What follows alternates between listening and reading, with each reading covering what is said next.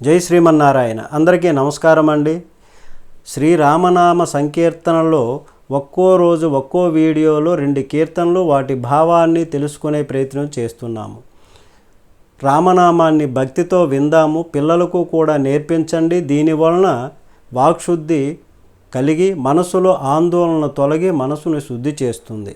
నేడు సమాజంలో అన్యమతస్థులు చొరబడి బలవంత మత మార్పిడులు చేస్తూ వ్యాపార సంస్థలా తయారు చేస్తున్నారు. కనుక రామనామాన్ని పలకండి, 10 మందికి పంచండి, హిందూ మతాన్ని కాపాడండి, హిందూ ధర్మాన్ని నిలబెట్టండి.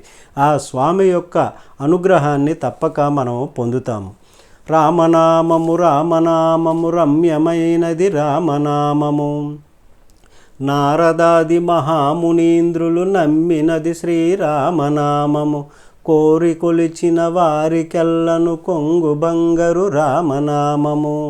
భావము: నారద మహర్షి, వ్యాస భగవానుడు, ఋషులు, మునులు నమ్మి కొలిచేది, తరించేది ఈ రామనామము, ఆ నారాయణుణ్ణే. నారద మహర్షి ఏ లోకానికైనా వెళ్ళగలిగేలా చేసేది, ఆ లక్ష్మీనారాయణుల దగ్గరకు స్వయంగా వెళ్ళగలిగేలా చేసేది ఈ రామనామ మహిమే. వ్యాస భగవానుడు 4 వేదాలు, 18 పురాణాలను మనకందించి సాక్షాత్తు ఆ నారాయణుడే ఈ వ్యాసుడు అనేలా చేసేది ఈ రామనామమే. ఊసు మాత్రం చేతనే కొలిచి జపించే జనులకు కొంగే బంగారమైనట్లుగా ఆ నారాయణుడు మన వెంటే ఉండేలా చేసేది రామనామం. ఈ రామనామాన్ని జపించే ఎందరో మహానుభావులు, ఋషులు, మునులు స్త్రీ పురుష భేదం లేక ముక్తిని పొందారు. అందుకే రామనామము రమ్యమైనది.